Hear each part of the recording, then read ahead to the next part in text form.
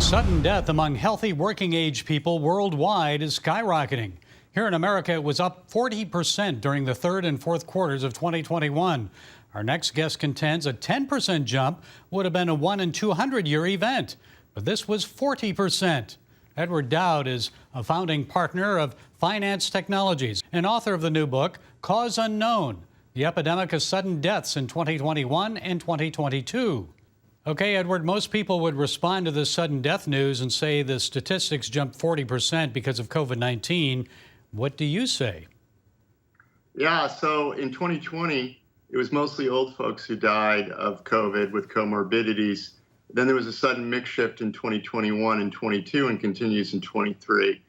And my work and my partner's work points to something that happened with the employed of our country.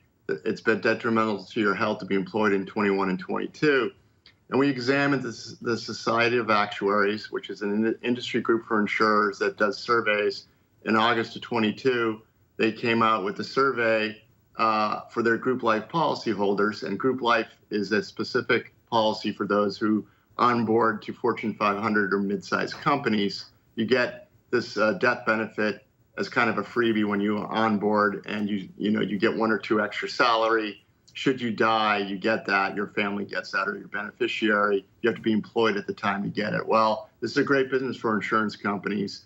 And in 2021, the whole industry experienced 40% excess death in ages 25 through 64. The millennials, 25 through 44, were hard hit particularly. The group life policyholders generally die at 1/3 the rate of the general U.S. population in any given year. And in 2021, I just said they had 40% excess death. The general U.S. population had 32% excess death. Well, it seems like, tell us about some of these unexpected sudden deaths. It seems like there are a lot of them. I mean, just from a Google search, you can find like a lot of 12, 14, 16, 18-year-olds that are just dropping dead suddenly. Tell us more. Right.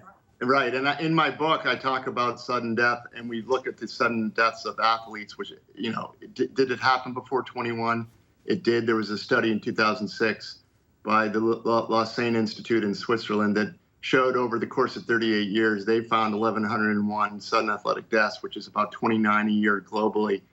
We'd be lucky to have a month with just 29 since 2021. In my book alone, there's hundreds and hundreds of examples. So something's changed. I obviously blame the vaccine because that's what's changed and mandates. And, the naysayers will tell me it's COVID, long COVID. Well, if that's the case, why did it not affect the young in 2020? And so we have a health problem, a national health crisis, and at the very least, it should be examined and discussed openly. Unfortunately, the vaccine is a taboo subject, and it's not allowed to be discussed in the mainstream media or pretty much anywhere near health authorities. So this is a problem that needs to be reckoned with. We need a national discussion about it. And if I'm proven wrong, that's great. But unfortunately, on Wall Street, when we see statistics like this, and trend changes like this, we become quite alarmed. And that's what I do for a living. Yeah, it gets your attention. And I want to remind people that you're not a medical doctor, but you've done a lot of research on this for your book. So what did medical professionals speculate is the probable cause of all these sudden deaths? Do they agree with you? Well, it depends on where you fall down on the issue. Obviously, the frontline doctors who were vilified early on, who identified the vaccine issues, like Peter McCullough, Dr. Malone, and others, agree with me. The excuses I've heard from many medical professionals is, well, there's suicides, Ed.